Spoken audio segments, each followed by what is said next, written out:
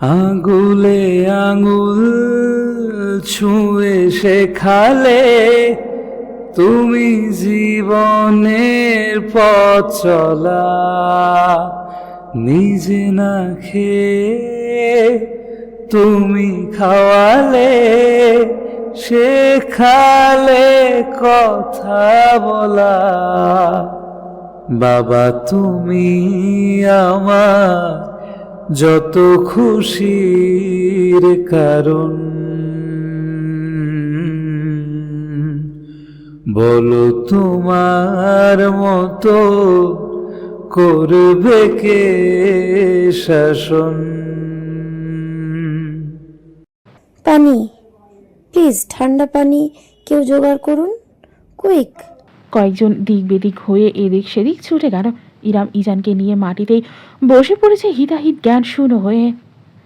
পানি, প্লিজ ঠান্ডা পানি কেউ জোগাড় করুন, কুইক। আমার বাবাটা, প্লিজ। আম্মু সরি, আম্মু পারিনি। আম্মু তোমার ব্যথা পেতে দিয়েছি। আমার আব্বুটা। ঝরঝর করে অশ্রু ঝরছে ইরামের। ইজানের গগন বিদারী চিৎকার জননীকে একটু একটু করে ভেঙে চুরমার করছে। একজন পানির বোতল নিয়ে এসে পড়ল।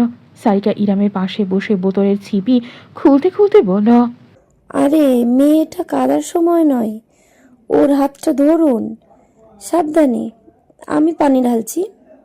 ইরাম দ্রুত মাথা দুলিয়ে ইজানের ক্ষত হয়ে যাওয়া হাতটা ধরল। সারিকা লালচে ত্বকের উপর পানি ঢালতে লাগলো এক নাগারে। এই তো একটু আব্বুটা, আম্মু আছে এখানে। ছটফটিয়ে কাঁদতে থাকলো ইজান। ইরাম ছেলের মুখটা বুকে চেপে দৌড়াতে লাগলো। আরও দুজন পানির বোতল জোগাড় করে এনেছে। সারিকা দুটোই নিজের হাতে নিল, তারপর শটার উঠে দাঁড়িয়ে ইরামকে টেনে তুলল। জলদি হাসপাতালে যেতে হবে, চলুন চলুন।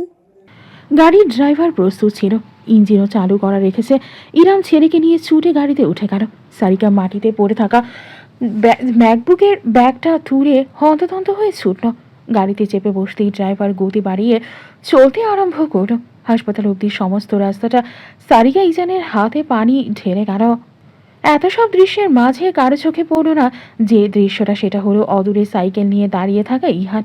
ইরামের কিশোর ভাইটা এখানে এসেছিল কলেজের একটা ক্লাস মিস দিয়ে। গতকাল ইরাম তাকে ফোন করে বলেছিল আজ ল্যাপটপ কিনতে যাবে। যেহেতু ইলেকট্রনিক্স সম্পর্কে ধারণা নেই, তাই ইহানকে সাথে নিতে চেয়েছিল। কিন্তু ইহানের প্রথম ক্লাসে টেস্ট থাকায় তবে পরে পড়াশোনা করতে বলেছিল। আজ সকালে টেস্ট শেষ করেই পরের ক্লাস ছেড়ে ওই বাড়িতে গিয়ে করিমের কাছ থেকে সে জেনেছে সারিকার সাথে চলে গিয়েছে ইরাম। সেখানে থেকেই সে এসেছিল সোজা নিজের সাইকেল নিয়ে। সে যখন সাইকেল চালিয়ে রাস্তায় ঢুকেছে তখনই তাকে পাশ কাটিয়ে আততায়ী বাইকটা নিয়ে ছুটে গিয়েছে। ইহার এক লহমা সময় পেল সিদ্ধান্ত গ্রহণের জন্য। যখন সে দেখল সারিকা সামনে নিচ্ছে সবটা, তখন সে নিজের সাইকেল ঘুরিয়ে জোরসে প্যাডেল চালালো, পিছু নিল বাইকটার। তার চোখ ক্রমশ রক্তাভ হয়ে উঠল। ইজানকে নিয়ে যাওয়া হলো সামিয়ার হাসপাতালে। সারিকা গাড়িতে থাকতেই ফোন করে জানিয়ে রেখেছিল, পৌঁছাতেই সোজা বার্ন ইউনিটে নেওয়া হলো ইজানকে। ছেলের সঙ্গে সঙ্গে ছুটে গেল ইরাম। খবর পেয়ে সামিয়াও ছুটে এলেন। তার পরিচিত কলিগদের অনুরোধ করতে হলো না। সামিয়ার নাতি জেনে সবাই কাজে লেগে পড়ল মুহূর্তেই। বিছানায় শুয়ে ইজানের ক্ষত হয়ে যাওয়া হাতটা পর্যবেক্ষণ করছেন ডাক্তাররা। সামিয়াও ভেতরে আছেন সবকিছুর তদারকি করতে। ইরাম রুমের বাইরে দাঁড়িয়ে শুধু ছেলের তীব্র কান্না শুনতে পাচ্ছে। শরীর কাঁপছে তার। এখনো মনে হচ্ছে সবটা ভীষণ রকমের দুঃস্বপ্ন। সারিকা উদ্ভ্রান্ত হয়ে বারবার রুমের সামনে গিয়ে পায়চারি করছে। মেয়েটাও অশান্ত হয়ে উঠেছে একটা নিষ্পাপ বাচ্চার নিদারুণ কষ্টের সামনে।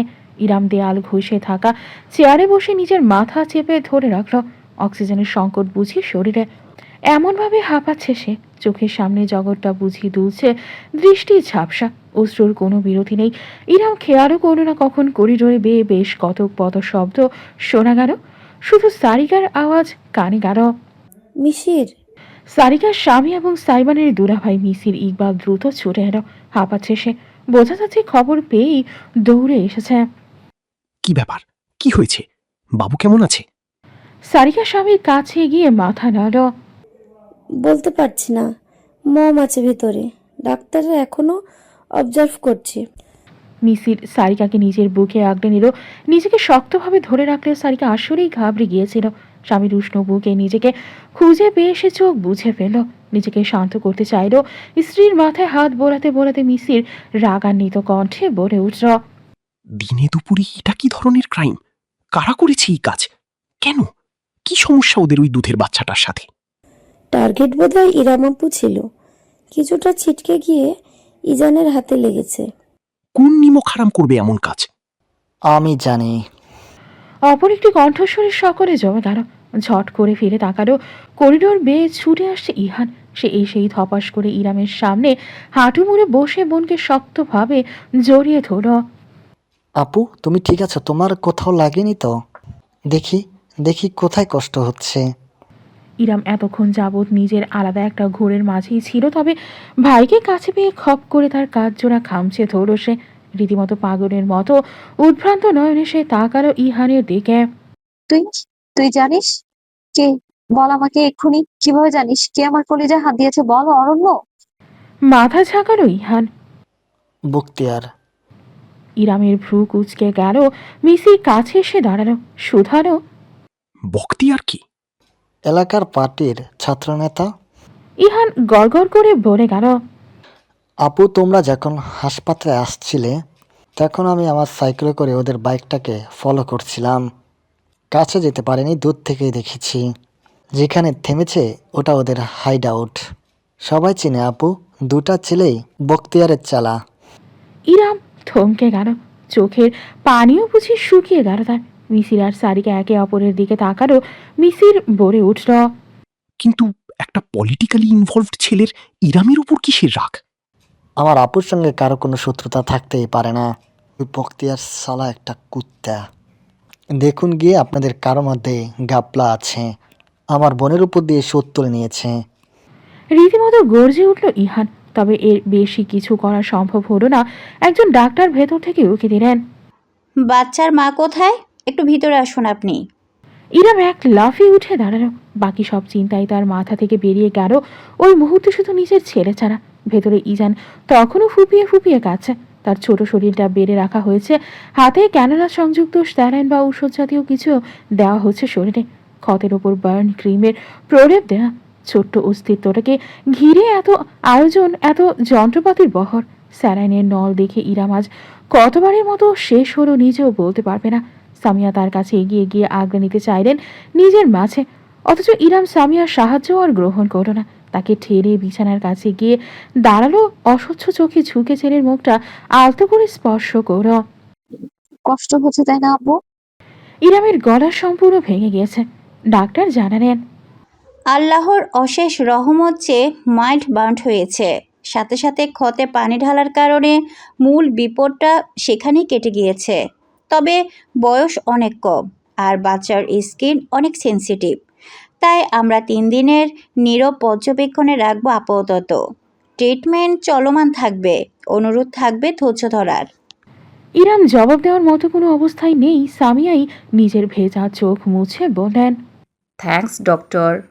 আশেপাশের কোনো দৃশ্যই আর আগ্রহ নেই ইরামের। সে বিছানায় বসে সাবধানে ইজানের শরীরটা বুকে তুলে নিল। নার্স তাকে সাহায্য করো যেন কেননা ডিস্টার্ব না হয়। কাঁদতে কাঁদতে হাঁপিয়ে গিয়েছে ইজান। শরীরটা ইরামের বুকে কাদামাটির মতো দুর্বল হয়ে পড়ে থাকলো। ছেলের দিকে ঝুঁকে তার গায়ের সুবাস জোরপূর্বক গ্রহণ করতে করতে ইরামের মস্তিষ্ক সচল হয়ে উঠল একটু একটু করে। তার ছেলেকে যে বা যারা কষ্ট দিয়েছে তাদের কোনো দিন সে ক্ষমা করবে না, নিজের আপন মানুষ হলেও না। বিমানবন্দরের বাইরে পা রাখতেই দূরে অনুরাগের বাইকটা চোখে পড়ল সাইবানের। মানুষের ভিড় ঠেলে লম্বা পা ফেলে ছুট লাগালো সে। সাথে করে ওয়ালেট, ঘড়ি, ফোন সারা কিছুই আনেনি সে, ব্যাগও না। খবর পেয়েছে সে সারিকার একটা টেক্সট মেসেজ দেখে। পরে সামিয়া কল করেছিলেন। ওই অবস্থায় ইমার্জেন্সি ফ্লাইট টিকিট বুক করে সে সিলেট থেকে সোজা ঢাকা এসেছে। এখন সময়টা পরন্ত বিকেলে গিয়ে ঠেকেছে। অনুরাগ নিজের বাইক নিয়ে সাইবানের জন্য অপেক্ষা করছিল। অদূর থেকে বন্ধুকে দৌড়ে আসতে দেখে এবার সে সোজা হয়ে দাঁড়ালো। সাইবান কাছে আসতেই বোঝা গেল ভীষণ রকমের চিন্তিত এবং ক্রোধান্বিত সে। না চাইতেও বেশ ঝাঁজ নিয়ে সাইবান জিজ্ঞেস করল, আমার বাচ্চা কেমন আছে? অনুরাগ যদিও উত্তরটা প্রস্তুত করেই এসেছিল, তবে সাইবানের সরাসরি জিজ্ঞেস করায় কিছুটা অবাক হলো সে। তার বাচ্চা? এর আগে কখনো ইজানকে এতটা গভীরভাবে সাইবান সম্বোধন করেনি। তবে আপাতত সেসব বিশ্লেষণে না গিয়ে অনুরাগ উত্তর করল। মাইল্ড বার্ন, অবজারভেশন আছে। অনুরাগ কথাটা কোনো মতে শেষ করেছে কি করেনি, সাইবান হঠাৎ খপ করে তার থুতনি চেপে ধরল। অত্যন্ত আগ্রাসী ভঙ্গিতে অনুরাগকে ঠেলে বাইকের ওপর ঠেসে ধরল। হতবাক বন্ধু তার মাঝে যেন রীতিমতো অশরীরই ভর করতে দেখল। সাইবানের উজ্জ্বল হলদেটে চেহারায় তীব্র লালচে ভাব, ভ্রুজোড়া একজোট হয়েছে ভীষণ কুঞ্চনে, পিয়ার্সিং কাঁপতে দেখা যাচ্ছে ভীষণভাবে।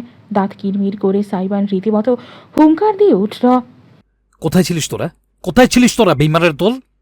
অনুরাগ ব্যথা পাচ্ছে, সাইবানের হাতটা সে খামছে ধরল। কুল ডাউন সাইবান, তোর মাথা ঠিক নেই। অনুরাগকে দ্বিগুণ শক্তিতে ছেলে ধরে হিংস্র পশুর ভঙ্গিতে ভারী গলায় সাইবান ঘোষণা করল। আমার প্রাণটায় হাত দিয়েছে ওরা। আল্লাহর কসম অনুরাগ, একটা একটাকে ধরে মাটিতে জ্যান্ত পুঁতে ফেলবো আমি। যেমন হুট করে ধরেছিল তেমন হুট করে অনুরাগকে ছেড়েও দিল সাইবান। তারপরই বন্ধুর অপেক্ষা না করে নিজেই বাইকের চালকের সামনে চেপে বসল।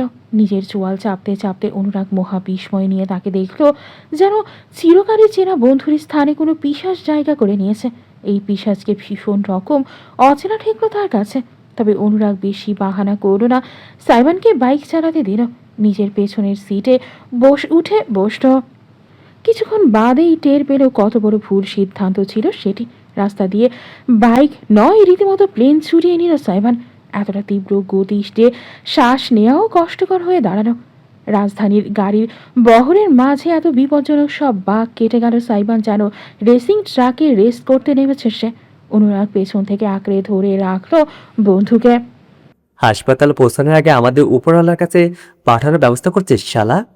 না পারতে চিৎকার করে উঠল অনুরাগ। সাইবানের তরফ থেকে জবাব এলো না। বাইকের সামনে ঝুঁকে উল্টো গতি বাড়ালো সে।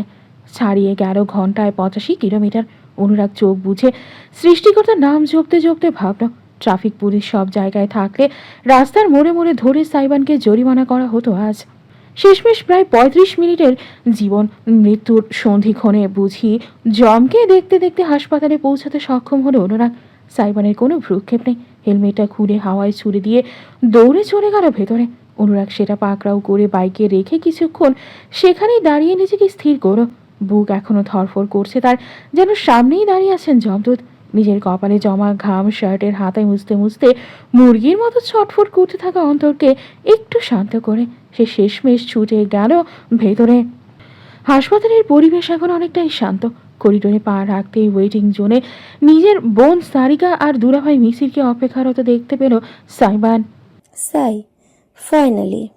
সারিকা লাফিয়ে উঠল, অথচ তার প্রতি বিশেষ মনোযোগ না দিয়ে সাইবান শুধালো, কোন রুম? হাত তুলে সারিকা দেখিয়ে দিল। সাইবানের মুখটা কেমন থমথমে, তাই সে বেশি কথা বাড়ায়নি। সাইবান সোজা হাঁটা দিল পেছনের সকলে তাকে অনুসরণ করলো নীরবে। একটি প্রাইভেট কেবিনে দেওয়া হয়েছে ইজানকে। বাইরে পৌঁছাতেই কেবিনের স্বচ্ছ কাচের দেয়ালের ভেতরের দৃশ্য স্পষ্টত চোখে পড়ল সাইবানের। বিশাল বিছানায় শুয়ে আছে নাজুক শিশুটি। হাতে ব্যান্ডেজ, ক্যানোরা, পরন্ত বিকালের হলুদাভ রশ্মি তার শান্ত মুখটায় পড়েছে। গভীর ঘুমে আচ্ছন্ন সে। সাইবানের দৃষ্টি আটকালো ইজানের হাতের ওপর। ওই নল স্যালাইন ব্যান্ডেজের বহর থেকে ক্রমশ শক্ত হয়ে উঠল তার দু হাতের মুঠো। এত জোরে পাকালো সে, নখ গেঁথে গেল হাতের চামড়ায়। জীবনে প্রথমবারের মতো এক ভয়ানক অনুভূতি অনুভব করল সাইবান। এক অসহায় বাবার অনুভূতি।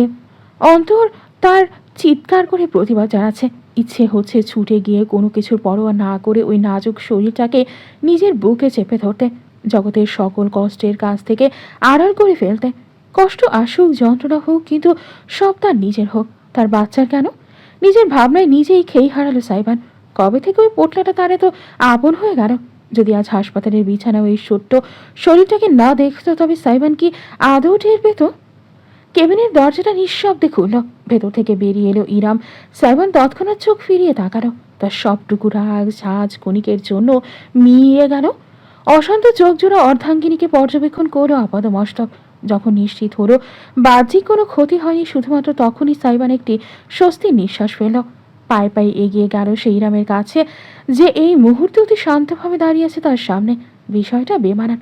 ইরামের চোখ জোড়া কেমন যেন ফাঁপা। সাইবানের বুক কাঁপলো ভীষণ। কেন তা সে নিজেও বলতে পারবে না। মাই প্রেশাস। রীতিমতো ফিস ফিস করে উচ্চারণ করলো সাইবান। একটা কাপা কাপা হাত বাড়িয়ে দিল। ঠিক তখনই ইরামের ডান হাতটা সজোরে চর দিল সাইবানের গানে। মাথাটা হেরে গেল, তার একপাশে ঝুঁকে পড়ল রীতিমতো। সাইবান শ্বাস নেওয়াও ভুলে গেল। দুহাত মুঠো পাকিয়ে গেল দুপাশে, অত্যন্ত ধীরে মাথা কাত করে অবিশ্বাস মাখা জল জলে দৃষ্টিতে সে দেখল ইরামকে। রমণীর পাথরে চোখ আর শুকনো নেই, ঝরঝর করে অশ্রু ঝরছে। ইরাম দুহাত ছেড়ে কেঁদে উঠল। আর কতটা কেয়ারলেস হলে তুমি বুঝতে পারবে মানুষের জীবনের মূল্য কতটুকু। I hate you, I hate you so much Aladdin. সাইবান হন্তদন্ত হয়ে সিঁড়ি বেয়ে ওপরে উঠছে। পুরাতন ম্যারমেরে কাঠগুলো অস্বাভাবিক শব্দ করছে, তবে আজ থামার কোনো বালাই নেই। আজ সে থেমে গেলে হয়তো জীবনটাই থমকে যাবে। মুন্সিবাড়িতে ইরামের ঘরটা 2 তলায়, একদম বারান্দা ঘেঁষে ছোট্ট একটা রুম। সাইবানের দমবন্ধকর জীবনের একটিমাত্র শান্তির আশ্রয়। ছুটতে ছুটতে সদ্য 18-তে পা দেয়া সাইবান গিয়ে পৌঁছালো ইরামের রুমে। রুমটা অন্ধকারাচ্ছন্ন, লাইট জ্বালানো হয়নি বিধায় কেমন গুমোট হয়ে আছে। বাইরের রাস্তার লাইটের মৃদু আলো এসে ভেতরটাকে কেমন বিষণ্ণ করে তুলেছে। ঘরের সীমিত আসবাব এবং তৈজসপত্র পরিপাটি করে রাখা, কোথাও কোনো হেরফের নেই। পাগলা ঘোড়ার মতো ছুটতে থাকা হৃদযন্ত্রর সামনে সাইবান ভেতরে ঢুকল। অন্ধকারে চোখে শুয়ে আসার মতো দৃশ্যটা নজরে এলো তার। বিছানায় একপর একটি ছায়ামূর্তি, এই গরমের মাঝেও গায়ে কাঁথা চড়িয়ে মরার মতো পড়ে আছে। ওটা ইরামি, বুঝতে স্পর্শের প্রয়োজন নেই সাইবানের। ওই অস্তিত্বের ঘ্রাণটুকুও তার ভীষণ চেনা।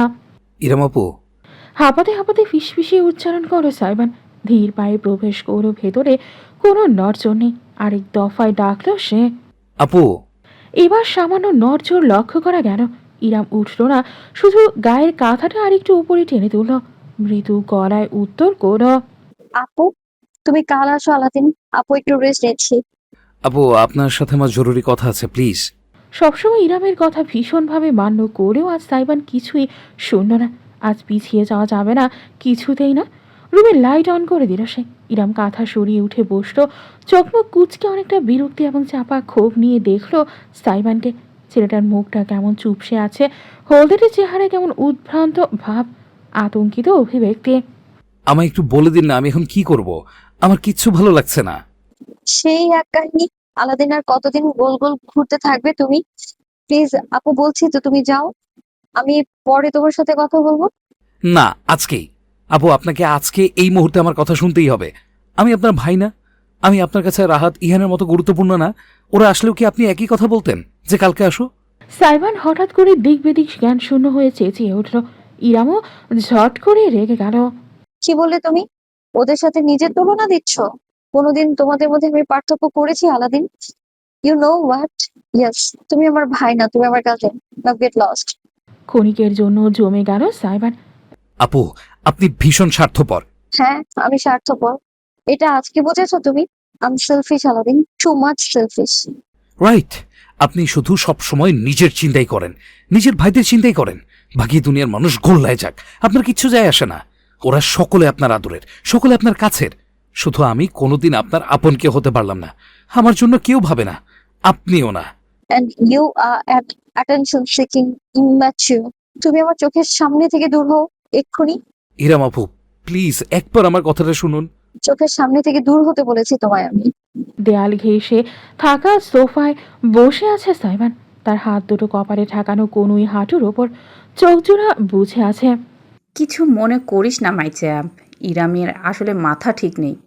মম, কথা বলো না প্লিজ। আমাকে একটু চুপটি করে তোমার বুকে মিশে থাকতে দাও। সবকিছু আমার দোষ, তাই না মম? কে বলেছে তোকে? কেউ বলেনি, আমি জানি। ভুল জানিস তুই। Hey Potla, missed your partner in crime. আপু, ইরাম আপুকে ডাকো। মম আপুকে। তুই পারবি? তুই ওর বাবা সাইবান। Skin to skin? সেটা কি? স্কিন টু স্কিন হলো বাচ্চার সঙ্গে বাবা মার বন্ডিংয়ের জন্য একটা দারুণ পদ্ধতি। আমার পটলা। বাবা খুব সরি। পটলার জন্য বাবার এত কষ্ট কেন হচ্ছে বলো তো? সুস্থ হয়ে যাওয়া যায় না তাড়াতাড়ি? আঙুলে আঙুল ছুঁয়ে শেখালে তুমি জীবনের পথ চলা, নিজে না খেয়ে তুমি খাওয়ালে শেখালে কথা বলা, বাবা তুমি আমার যত খুশির কারণ।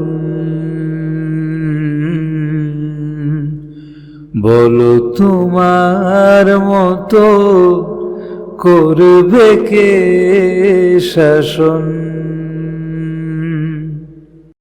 সাইমন নরম গলায় গেয়ে গেল যতক্ষণ না ইজানের ছোট শরীরটা তার বুকে সম্পূর্ণরূপে শিথিল হয়ে ঘুমের জগতে বাড়ি দিল।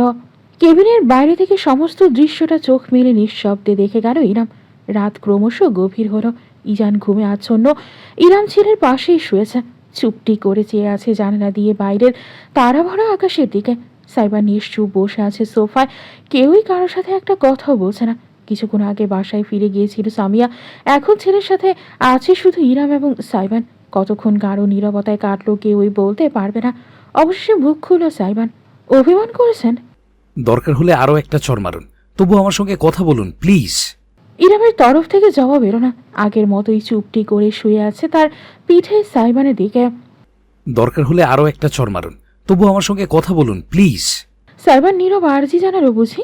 ইরাম এবার আর শুয়ে থাকতে পারল না, বিছানায় উঠে বসে পা ছুড়িয়ে তাকালো সামনের দিকে।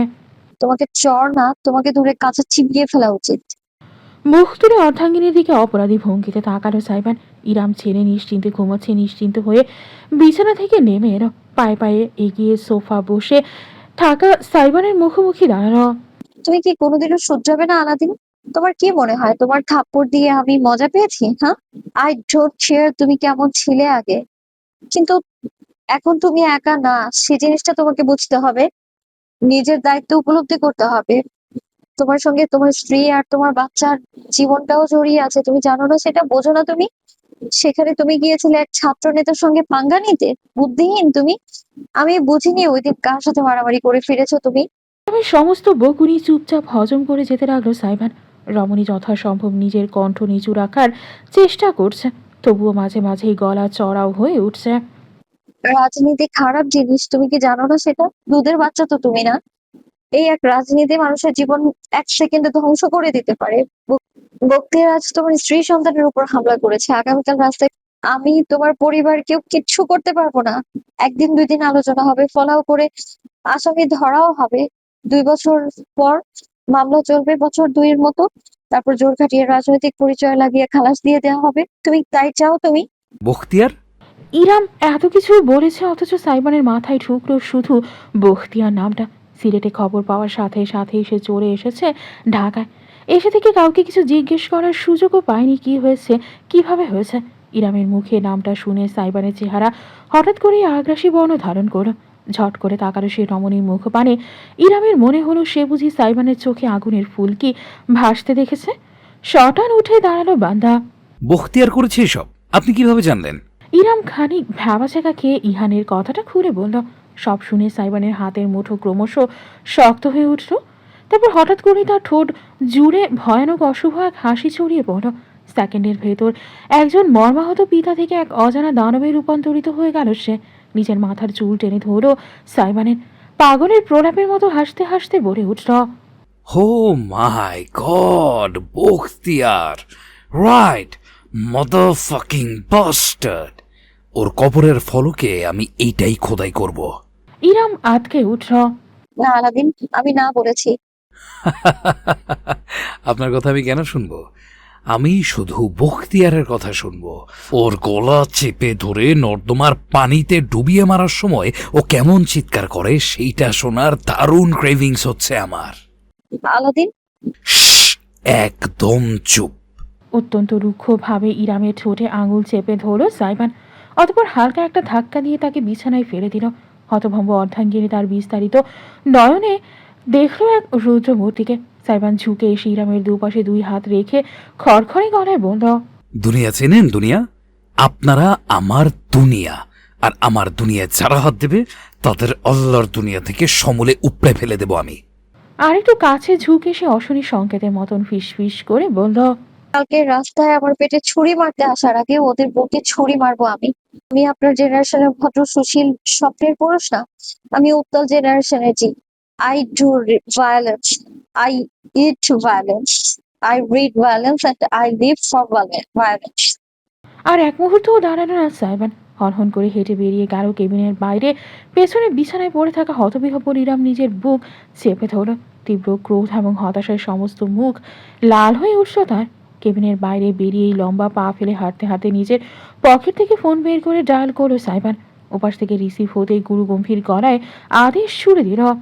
সবাইকে খবর দে অনুরাগ, নামটটাকে রাতের আকাশে সূর্য দেখাবো আমি। এলাকায় হয় পঙ্গু শরীর থাকবে ওর, না হলে কবর। রাজনীতির আব্বাকে চেনেও, আজকে বোঝাবো ওই আব্বার চেহারা দেখতে আমার মতন। আমি এখনো বলছি, আমরা আগে পুলিশের কাছে যাই, রিপোর্ট করে আসি। অনুরাগের কথায় গাড়ির ভেতরে থাকা সবাই প্রতিবাদ করে উঠল। সব থেকে জোরালো প্রতিবাদ জানালো নীরব। কি পুলিশ? পুলিশ ওদের পাল্টাও ছিড়বে না। গর্জে উঠল আফরানও, তার হাতে শক্তভাবে ধরে রাখা একটা হকি স্টিক। খবর পেয়েই ছুটে এসেছে। বন্ধুর কথায় তাল মিলিয়ে নীরব আবার বলল, তোর এখনো এই দেশের আইনের প্রতি বিশ্বাস আছে যেন অবাক হচ্ছি। ফালতু কথা বলবি না তো। আইন এমনি এমনি তৈরি করা হয়নি, বুঝেছিস? সবাই এমন বিশৃঙ্খলতায় মত্ত হয়ে থাকলে দেশটা অরাজক হয়ে যাবে। অনুরাগ বন্ধুদের কথাবার্তা শুনে শুনে শুধু একটা দীর্ঘশ্বাস গোপন করতে পারে। সাইবানদের সঙ্গে একই ক্লাসে পড়েও সে তাদের বয়সী নয়। 3 বছরের ব্যবধান আছে। এর কারণ দেরিতে স্কুলে ভর্তি। ক্লাস 4-এ একটু খারাপ রেজাল্ট করার কারণে তার বাবা আবার আরেক বছর সেখানেই রেখে দিয়েছিলেন। পরে 1 বছর টাইফয়েড স্কুল মুখও হওয়া হয়নি। বয়সের ফারাক থাকলেও কোনোদিন বন্ধুদের মাঝে সেসব নিয়ে ভাবনা চিন্তা হয়নি। হ্যাঁ, টিপ্পনি অবশ্যই কাটা হয় দলের গুরুজন বলে। সে চেষ্টা করে এই ছন্নছাড়া বাউন্ডুরে দলটাকে একসাথে বেঁধে রাখতে। গাড়ি চলছে অত্যন্ত দ্রুত গতিতে। পেছনের সবাই হাঁক ডাক করে কথাবার্তা বলেও আলোচনার একদমই অংশ নিচ্ছে না সাইবান স্বয়ং। এক মনে ড্রাইভ করছে, দৃষ্টি রুক্ষ যেন মরুভূমির উত্তপ্ত রোদে তার ভ্রুজোড়া কুঁচকে গেছে। ঠোঁটে ঝুলছে একটা সিগারেট, ভনভন করে ঘোরাচ্ছে স্টিয়ারিং। আশেপাশের গাড়ির পরোয়া করছে না। ক্ষণে ক্ষণে তার অসাবধানতার কারণে অন্যান্য বাস ট্রাক থেকে লোকজন চিৎকার করে গালমন্দ করছে। ওসবের প্রতি দেওয়ার মতো সময় কারোরই নেই আজ। প্রত্যেকে টকবক করে ফুটছে প্রতিশোধ বাসনায়। মানুষ হয়তো তারা আলাদা, তবে অনুভূতি এক। একজনের অপমান মানে সবার অপমান। সেখানে আজ সাইবানের পরিবারের সঙ্গে যা হলো, তাদের শুধুমাত্র একটা আদেশের জন্যই ফুঁসছিল সবাই। সাইবান সেই আদেশটা দিতে যা দেরি করেছে, কারো ছুটে আসতে একটুও দেরি হয়নি। ঠিক কতক্ষণ সময় লেগেছে নির্দিষ্ট জায়গায় পৌঁছাতে কেউই বলতে পারবে না।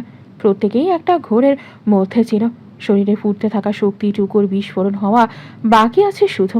টায়ারের কর্কশ আর্তনাদ তুলে গাড়িটা কোনো মতে থামিয়ে ড্রাইভিং সিটের দরজা খুলে বাইরে লাফিয়ে নামলো সাইবান। সামনে একতলা একটা পুরাতন বাড়ি। সরকারি রাস্তা তৈরির নামে গত বছর এই বাড়ির বাসিন্দাদের উচ্ছেদ করা হয়েছিল। রাস্তা আর হয়নি, হয়েছে ভোগ দখল। এই বাড়িটা এখন শয়তানদের আখড়া বাড়ি বলেও ভুল হবে। চারপাশে দেয়াল ধ্বংসে কোনো মতো স্তম্ভ মতন দাঁড়িয়ে আছে শুধু। বাকি সবাই গাড়ি থেকে নামতে নামতে সাইবান সুচারু নজরে চারপাশে তাকানো। রাত অনেক হয়েছে, একটা দুটোর কম না। শুনশান নীরবতা। ভাঙাচোরা বাড়ির ঠিক পেছনে একটা ময়লার ডোবা। সেখান থেকেই ঝিঝি পোকার ডাক ভেসে আসছে। কোনো বাতি জ্বলছে না কোথাও, শুধু রাতের আকাশের তারাদের আলো ভুতুরে ভাবে চারিদিকে আচ্ছন্ন করে রেখেছে। আমি বলছিলাম কি সাইবান, মাথাটা ঠান্ডা কর। অনুরাগ শেষ একবার বন্ধুর কাঁধে হাত রেখে বোঝাতে চাইছিল, কিন্তু সাইবান তার বুকে হাত ঠেকিয়ে ধাক্কা দিয়ে সরিয়ে দিল। তাকালো না অবধি। শেষ হয়ে যাওয়া সিগারেটটা ফেলে আরেকটা নতুন সিগারেট ধরিয়ে ঠোঁটে পুরো। তার হাতে কোনো অস্ত্র নেই, খালি 2 হাত। ওই অবস্থায় বাড়ির বাউন্ডারির ভেতর পা রাখলো সাইবান। নিঃশব্দে অনুসরণ করলো অনুরাগ, নীরব এবং আফনান। হাতের হকি স্টিক ভনভন করে ঘোরাতে ঘোরাতে চারপাশ দেখছে আফনান। অপরদিকে নীরব পর্দার স্ট্যান্ড থেকে মোটা লোহার রড খুলে এনেছে। যদিও এই কাজের সায় নেই, তবু অনুরাগ নেহায়েত খালি হাতে আসতে পারেনি। তার প্যান্টের পকেট নাইফ আছে, যেটা খুব বেশি প্রয়োজন না হলে সে ব্যবহার করতে চাইছে না। এগোচ্ছে সাইবান। তার চলনে শিকারির ছাপ। পা দুখানা পাখির খাবার মতন মাটিতে লাগছে ঠিকই, অথচ শব্দ হচ্ছে না। চোখ জোড়া অশনি সংকেতের মতো জলজল করছে। বাড়ির ভেতর থেকে মানুষের কোনো সারা শব্দ আসছে না। সাইবান তীর্যক হাসল। পালিয়ে আর যাবে কোথায়? পাতালে না? পুরুষটাকে খুঁজতে আমার পাতালও ফুটতে হবে না। পাতাল স্বয়ং ওই হিউম্যান ওয়েস্টটাকে ঠেলে আমার পায়ে এনে ফেলবে। টার্গেট কি? মাথা ফাটাবো নাকি থুতা? এই প্রশ্নের উত্তর সাইবান দিল না, বরং এগিয়ে গেল সামনে, একেবারে বাড়িটার বারান্দার কাছে। কোনো সাবধানতাও নেই তার মাঝে। যে কোনো মুহূর্তে ভেতরে লুকিয়ে থাকা কোনো জীব তার উপর ঝাঁপিয়ে পড়তে পারে, এই বোধটুকুরও অভাব তার অবয়বে। সিগারেটের লম্বা একটা সুখ টান দিয়ে তামাটে ধোয়া বাতাসে উড়িয়ে নিজের পরনের জ্যাকেট খুলতে লাগলো সাইমান। ঠোঁটের একপাশে সিগারেট রেখে কিভাবে যেন ভারসাম্য রেখে ঠোঁট নাড়িয়ে সে অদ্ভুতরে একটা কণ্ঠে গেয়ে উঠল।